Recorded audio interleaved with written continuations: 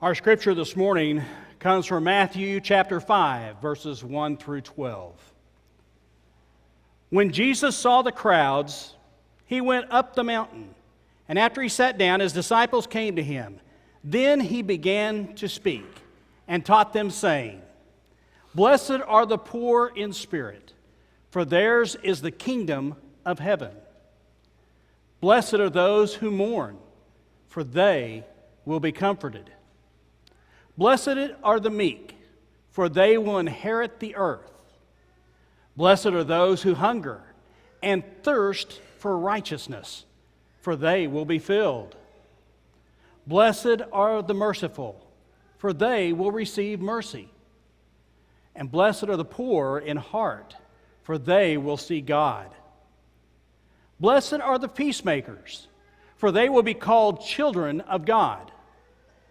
Blessed are those who are persecuted for righteousness, for theirs is the kingdom of heaven. Blessed are you when people revile you and persecute you and utter all kinds of evil against you falsely on my account. Rejoice and be glad, for your reward is great in heaven, for in the same way they persecuted the prophets who were before you." This is the word of God for the people of God. Thanks be to God.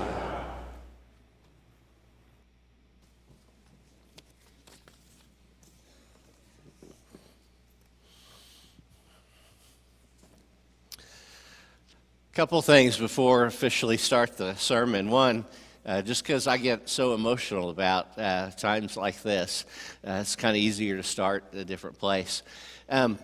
This morning when we celebrate communion, we have a table that's here. On it are wafers that are gluten-free for anyone who needs that for communion. Whenever we invite everyone to come forward, as we usually do, we'll have two center stations here. If you want to come up just regularly, you'll be given a piece of bread. Take the bread, dip it in the cup, eat. Kneel in the prayer if you'd like, or return to your seats as you're ready. If you would prefer the gluten-free option, and we'll talk about it a little bit for a little while till we get to where we all are comfortable and know it's here. Just come by, take one of the wafers, dip into the cup, eat and receive it. It's the same, but gluten-free. So then to receive and kneel in prayer or return to your seats as you would choose. The second is, in February, on the walks to Emmaus, we'll have a men's walk and a women's walk. I'm going to be one of the clergy leaders for this men's walk, and my son, Thomas, many of you know him, he's going to be doing the music for it.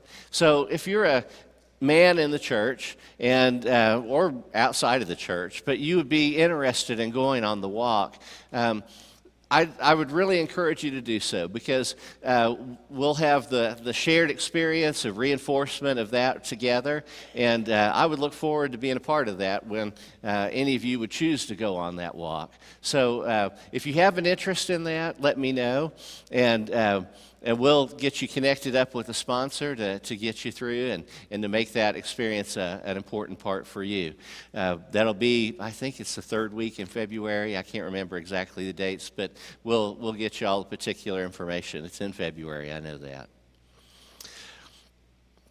Today, as a day where we celebrate All Saints' Day, we really kind of put at the core of this moment in our relationship with Christ, those who we have loved and remember who we've lost this past year.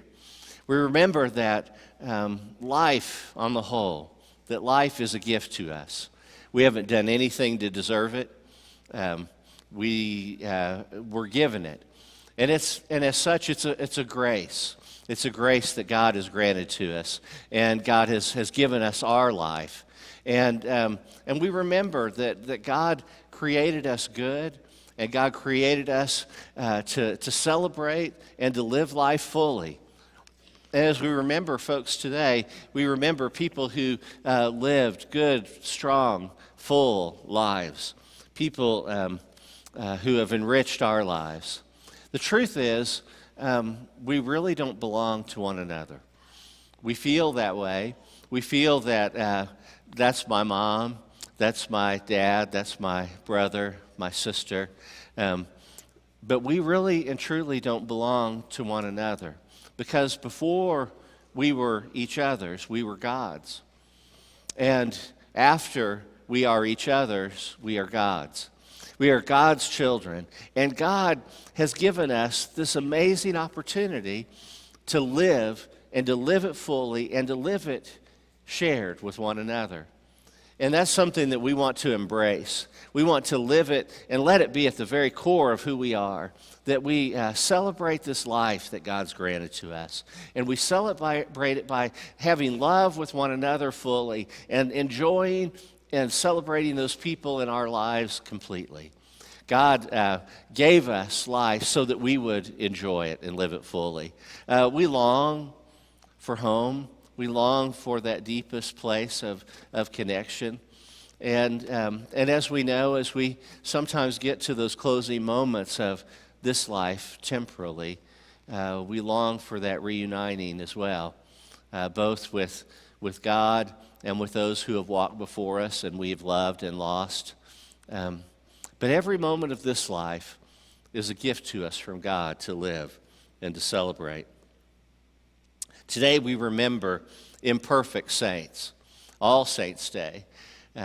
We remember those, and we know that they go on to the great chorus of all those who have gone before us. And to say saints does not mean that they were perfect. We are imperfect saints.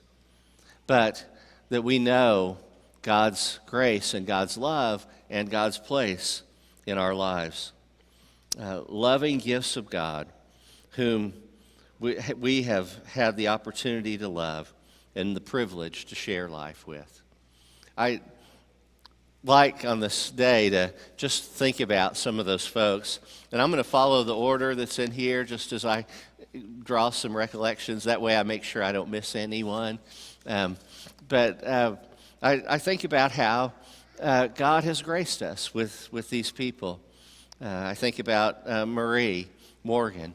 And I remember going early in my time here to go visit her at the nursing home, and her waiting for me, and when we got there, and her talking to me about the Chickasha Airport and all those experiences, and the importance of flight and their family's life and relationship. I learned things about Chickasha that I would have never learned before if it hadn't been for that time that we had to sit down and to share together. I also know that early that year, her granddaughter got married here in the church, and being able to build that connection and relationship just drew all of that into deeper meaning and fullness. I think about Arlene. Probably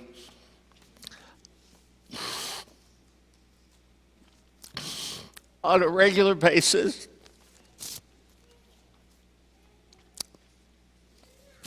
excuse me, no one this year that I think of more often, partly because she was always here.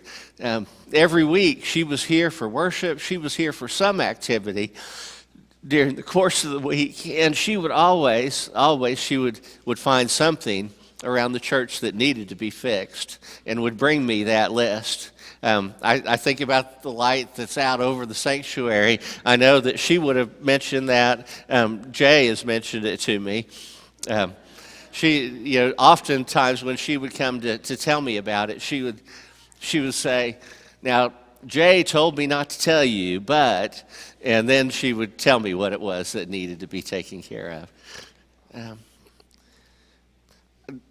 Just think about her relationship with this church and with people throughout the congregation.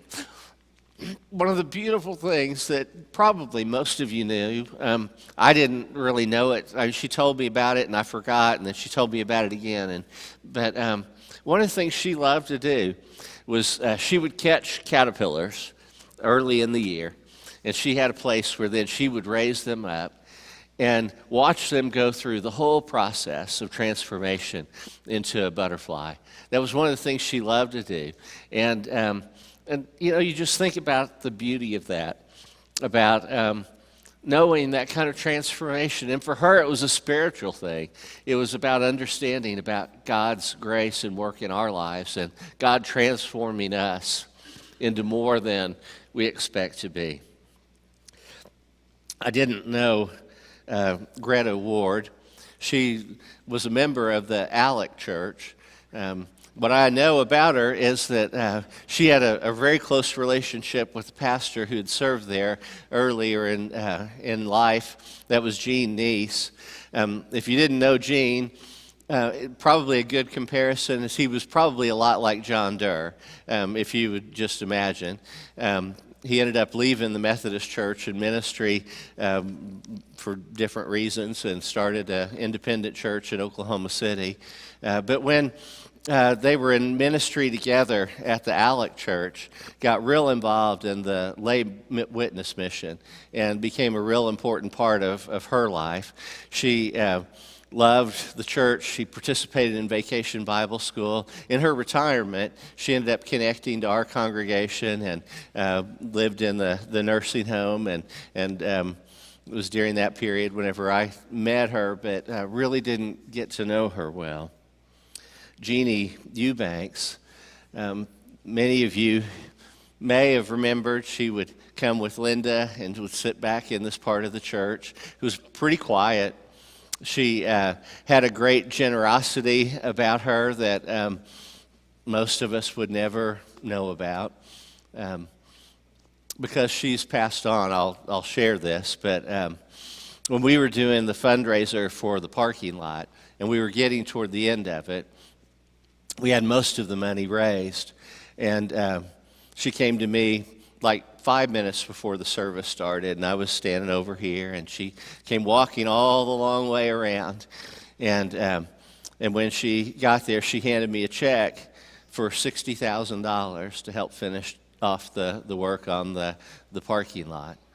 I don't get handed checks like that very often. Maybe you do, I don't know. After meeting, because we were so close to finishing the fundraiser for the parking lot, the chair of finance and trustees, we met together and just asked her if that money could be used for some other projects that were needed around the church since we were just about complete. And she said yes, and she began to think about some of those. We had begun remodeling or redoing all the windows in the church, replacing those. That last phase on the education wing, she paid for, in essence. She gave us the money for. In between now and Thanksgiving, you might have noticed the old doors that lead out of our sanctuary out onto Iowa. Those wooden doors are warped. It takes two people to lock them. I don't know if you had the job to do that, but it does. One person has to go outside and lean on the door while another person turns the bolt to lock it. They're not very resistant to the weather. There are plenty of reasons, but also through the money that she gave, we're going to be replacing those doors leading out of the sanctuary onto Iowa with something that is more secure, something that will be more inviting and more beautifying to the life of the church. Not that these doors are ugly, but just something that will give more hospitality. And through her generosity, we're able to do that work. Martha Reed, again, another person who I didn't get to know. She lived to almost the age of 100 years old, and well to over. And during that time, she helped play the piano for her local church as she was connected down in Lawton in the last several years. A person who able to give and to share of her gifts in the life of the church, and we remember and honor her today. We remember Rex Patey, who was there a person who loved music more? I don't think so. He loved to be a part of music. He loved to bring joy to people's lives, to play and to sing. He loved his family. From one of his coworkers, the thing that they said about him is that they most remembered his kindness. and how he had such a kind heart toward everyone that he knew. We remember Richard Whitty, one who was hard to forget, standing in the back of the choir, standing in the back row of every choir he ever stood in, probably in the back row of every school picture he ever was in or ball team he played on, tall and proud of it. I remember when he was in the hospital at St. Anthony's, and he'd gone through a pretty rough time, and was finally getting to where he was feeling a little better, and the nurse decided that maybe he needed to go outside for a walk, and he was eager to do that. And so she went on the regular walk route that she would take. But the thing that she didn't think about was that she's about 5 foot tall, and every time they would come to a tree, he had to duck to get under, because she never had to duck to get under any of those. Richard loved being a part of a team, being a part of a group. That meant that he loved to sing in the choir. He loved to be a part of community. And so whenever we would host the Lenten luncheons, he would always lead the singing for us. Susan would lead the music, the songs, or the playing, the piano. And he always wanted to meet with me, the three of us, and go over every detail of how it was going to go. Just because he enjoyed being a part of a team and being a part of making something happen and work together. Remember Otis Merritt, a teacher, a man whose life was full of kindness and sharing with others. The story the family tells on him that I just absolutely love is that he had a dog that he simply adored. He loved his animals. He loved all animals. But he had a dog who he adored. But you wouldn't say it to him, but most anybody else who looked at it would think this is the ugliest dog they'd ever seen. And there was a company that did food delivery out to the house. You probably could figure out what it was. And they would bring ice cream.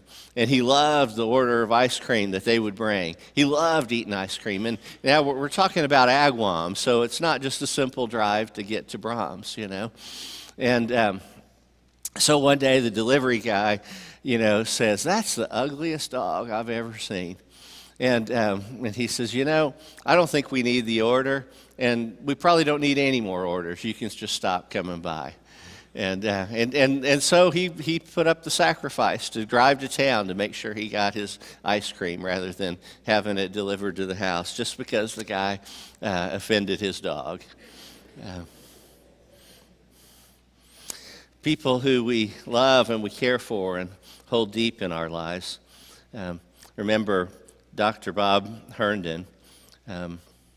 Whenever I came, he was still living in Norman. Made the move back to be here. I remember all the family making sure after the move that they would be back into worship and together and sitting here in the sanctuary. I remember the deep love that they held for one another.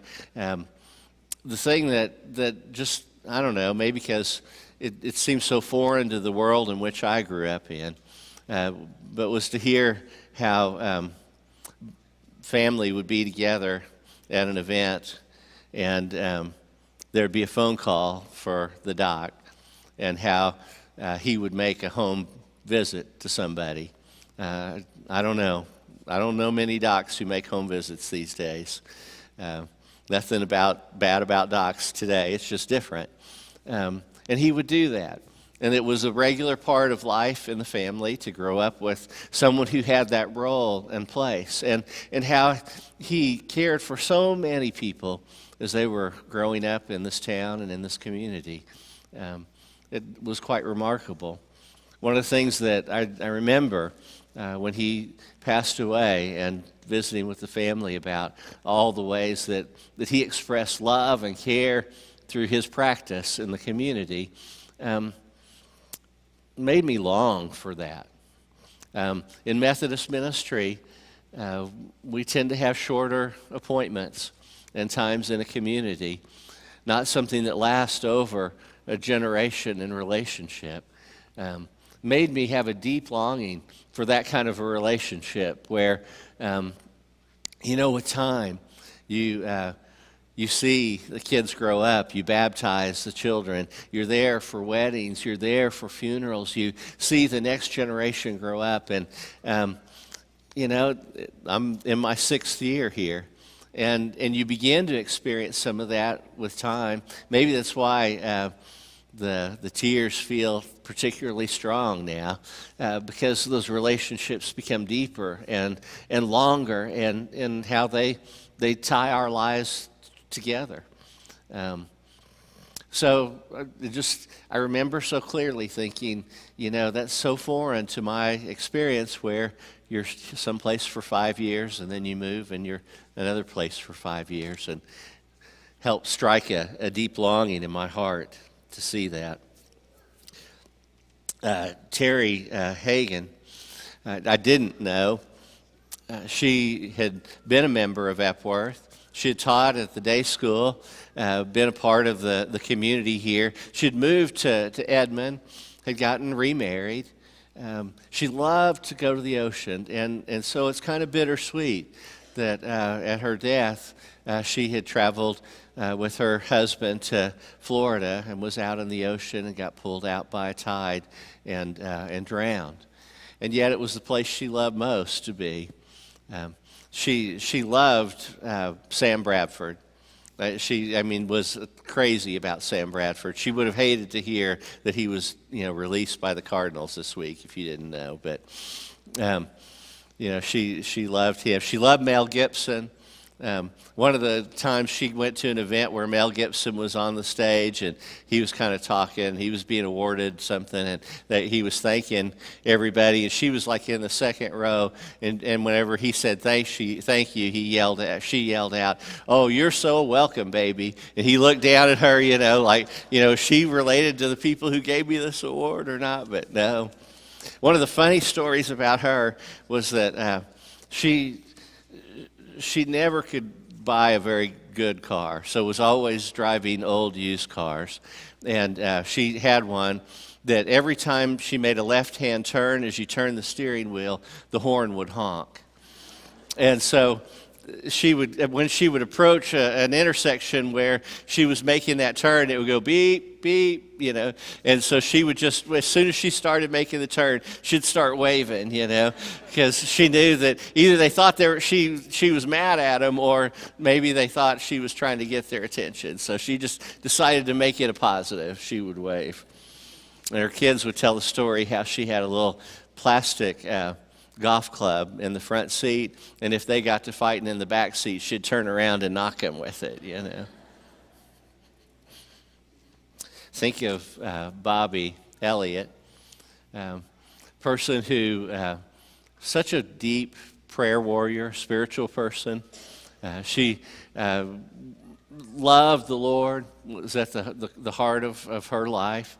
I think about how so many people talk about visiting her in her antique shop downtown, and when they would visit, they would it was just kind of like pastoral care. It was going to visit someone who really took your life seriously. That was her ministry. She probably didn't sell enough in there to barely pay the rent. It was a place to go. It was a place to be connected to others, and a place for her to love and to serve. And people would all the time talk about having gone in there, and before they left, she would ask if they could pray together before they left. A person who had a deep ministry and love for others. I think about Inez, Addie, person who had a great sense of hospitality. She, beautiful person. She had a beautiful home, and I remember the first time I had visited her, she had made pie, and we shared in a piece of pie together, and coffee over the afternoon that we'd shared visiting. She loved her kids. She talked about the girls and their life in Norman and Santa Fe, and just all kinds of, connections. And whenever you left, you just knew you'd been in the presence of somebody who just was warm and kind and enriched your life. We remember her today. Think about John Jernigan, person who, the title of that video, Humble and Kind, fits most appropriately. A person of strength and yet humble, a person who had kindness for all that he met. Whenever I first came here as a pastor, he was on the staff parish relations committee, and he said, I've got to know everything I can about my pastor, so I've Googled you, and I've read everything that I could find, and so every little piece of information he had searched out to know everything he could about me. And when we came and he shared, he and Judy, we're members at Epworth. Epworth's Methodist Church, he was, it's his early church in his life connection, but we believe deeply the church is bigger than the Methodist Church. And so we've been Episcopalian, we've been at free churches, and this is where we are now. This is where God's called us to be. And but we really are more committed to the church through the Lord than we are to any particular manifestation of that. There's beauty to that. I give thanks for it.